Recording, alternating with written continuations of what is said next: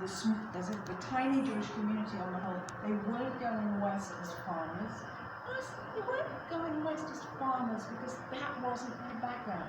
Why wasn't it that background? Because in Europe they weren't allowed to be farmers. They were only allowed to do certain, they were either artisans, a few in finance, but they didn't tend to be farmers. So what they do is they come with their backpack, those peddlers, as it says in the film, and they are bringing what they call dry goods to these little tiny towns throughout where they're being crossed gradually across the country. You know, I was saying to the kids, there was no Amazon Prime. They couldn't order things. It was even before Sears catalog. You know, so this is how they would bring things, and then some of them would settle and make a little store there and provide. So that tended to be not everybody. We never, you know, we can never stereotype everybody, do too much of a broad brush. But this was the pattern on the whole for that developing Jewish community. And what you'll see around is the different towns that we came to. Now some were incredibly successful, others not. I'm going to talk about one of those. I think you'll guess this name. By the way, there's all kinds of fun stuff, like this is somebody's story here, you know, you open it up and there's a whole story here. But I'm going to come over here. I'm just enjoying it. I know. I'm constantly saying we're going enough space. Okay, I think you can guess. We've just been talking about the gold rush. And again, so mostly Jews were not part of the gold rush, but here's the story of Levi Strauss, who had the idea of providing work clothes. Now, the work clothes were going to be made of a strong fabric, and they managed to get that fabric from France, from a place called Nîmes. And for those of you who know the French, de Nîmes. This is how it becomes denim. Oh, denim. It's a little fun factoid. I love that. Yes. So that was the fabric, and that did provide good overalls for working, but not strong enough.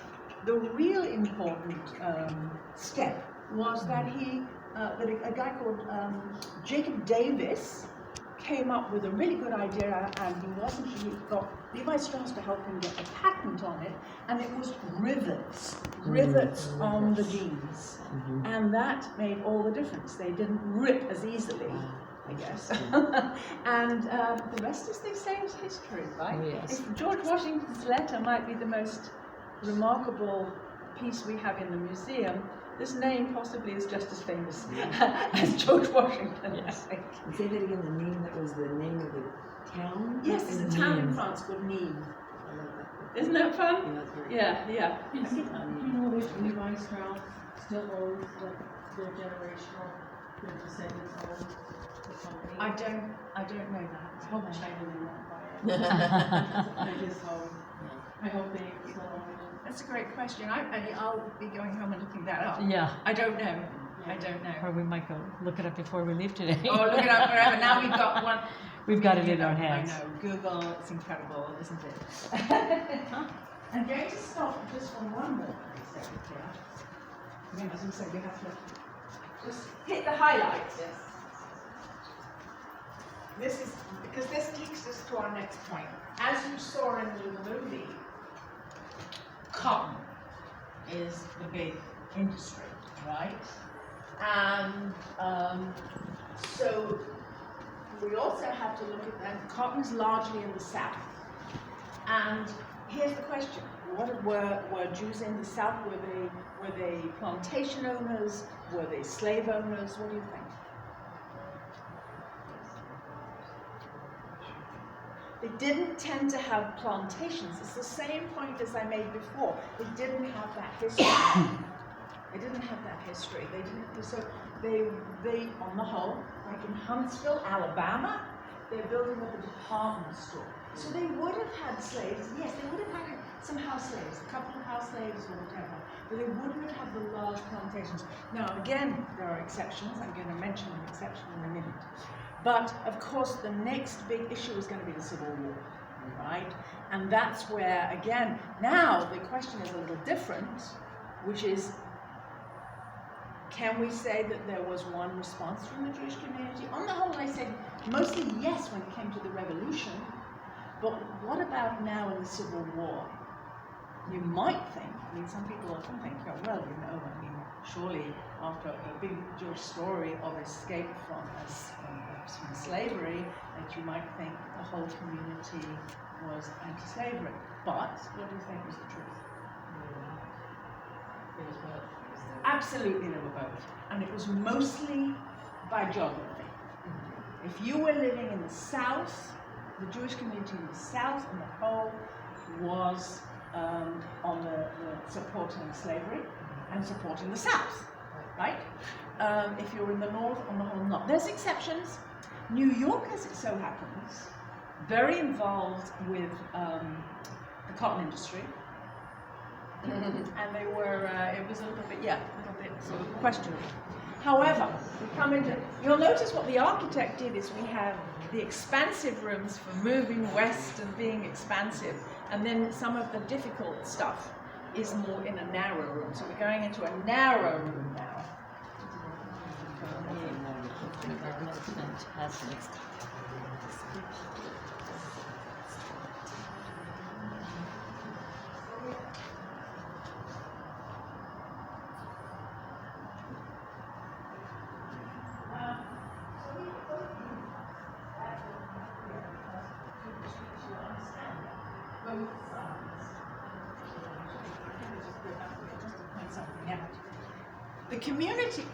The community is still small. When you think of 1850, there's 23 million people in the US. The Jewish population, anyone want to make a guess? No. 100,000. Pardon? 100,000. 100,000. It was 50,000. 50,000. 960,000 is the number of Irish immigrants at that point. You know, so this is a very tiny community. I want to emphasize that. That was 50,000 Oh yeah, in the whole. 50,000. Yeah, exactly. So let's get this in proportion. But yes, on both sides. And I will mention that the most prominent, and I mentioned before that there weren't many plantation owners, but this guy here, Judah Benjamin, was a plantation owner. And he was a lawyer, he was very successful, so much so that he becomes Secretary of State for the Confederacy, the highest role that a Jew has taken in this country at that point. There's even a $2 bill with a Confederate $2 bill with his image on it, Judah Benjamin. So he was very important.